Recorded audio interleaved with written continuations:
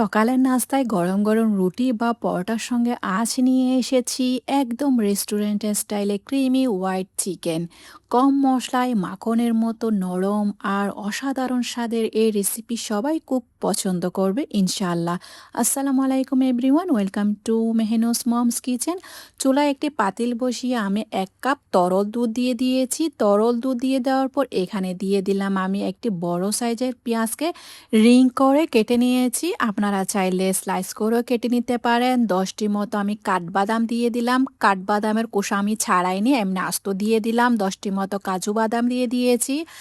2 থেকে 3 টেবিল স্পুনের মতো আমি ফ্রেশ নারকেল কুড়াটা ইউজ করলাম। আপনারা চাইলে কাঠবাদাম কাজু বাদামের পরিবর্তে চীনা বাদামটাও ইউজ করতে পারেন। আপনাদের হাতের কাছে যেসব বাদাম অ্যাভেলেবেল আছে ওই বাদামটাও ইউজ করতে পারেন।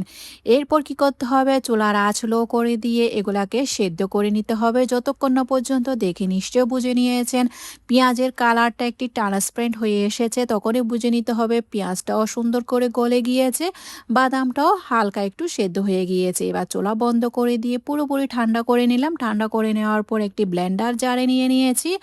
অবশ্যই এই দুধটাকে পুরোপুরি ঠান্ডা করে নেবেন, তারপর ব্লেন্ডার জারের মধ্যে দিয়ে এগুলাকে সুন্দর করে পেস্ট করে নেবেন। এভাবে করে যদি আপনারা চিকেন রান্না করেন তাহলে হোটেলের চেয়ে অনেক সুস্বাদু হবে। এভাবে একবার হলো চিকেন রান্নাটি তৈরি করে খাবেন।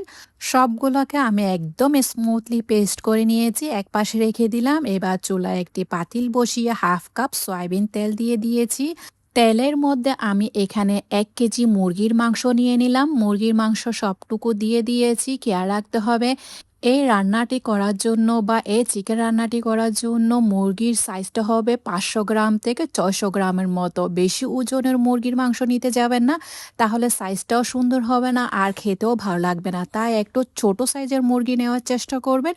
আজকে আমি এই রেসিপির জন্য প্রায় 500 গ্রামের মতো মুরগির সাইজ করে নিয়েছি। এখানে আমি টোটাল 1 কেজি মুরগির মাংস নিয়ে নিলাম। 1 কেজি মুরগির মাংসটাকে ভালো করে তেলের মধ্যে ফ্রাই করে নিতে হবে বা ভেজে নিতে হবে 3 থেকে 4 মিনিটের মতো। তারপর 1 টেবিল স্পুন আদা বাটা আর 1 টেবিল স্পুন রসুন বাটা দিয়ে আরও একবার ভেজে নিয়েছি। তেলের মধ্যে ভেজে নিতে হবে। এবার এখানে 2টি মতো আমি তেজপাতা দিয়ে দিয়েছি।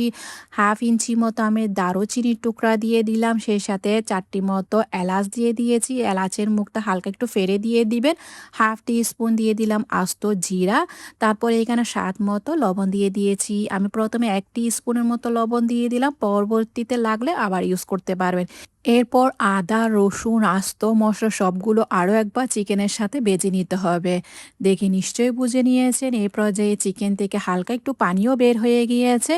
এরপর আমার ভাজাও শেষ হয়ে গিয়েছে, কালারটিও হালকা একটু চেঞ্জ হয়ে গিয়েছে চিকেনের।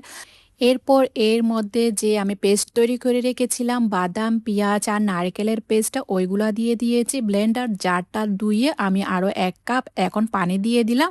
আর একবার ভালো করে নেড়ে ছেড়ে দিয়েছি। নেড়ে ছেড়ে দেওয়ার পর এখানে আমি আরও 1 কাপ পানি দিব। এখানে টোটাল আমি 2 কাপ পানি ইউজ করেছি। গ্রেভিটা আপনারা আপনাদের পছন্দ অনুযায়ী করতে পারেন, কম বা বেশি। এখানে আমি টোটাল 2 কাপ পানি ইউজ করলাম। 2 কাপ পানি দিয়ে এই চিকেনটাকে আমি একদম পুরোপুরি রান্না করে নিব।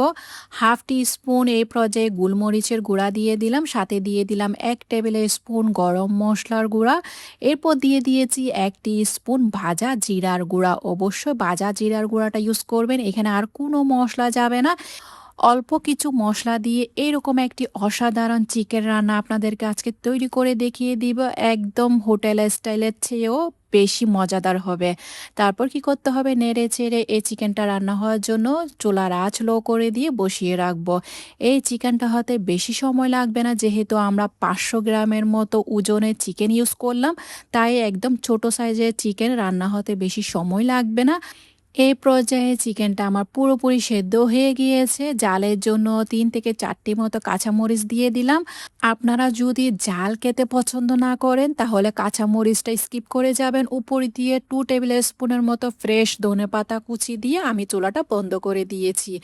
এই চিকেনটা হালকা একটু ঠান্ডা হতে হতে আপনাদের কাছে আমার একটাই রিকোয়েস্ট, আমার রেসিপি যদি আপনাদের কাছে ভালো লেগে থাকে তাহলে ফ্রেন্ডস অ্যান্ড ফ্যামিলির সাথে অবশ্যই শেয়ার করবেন।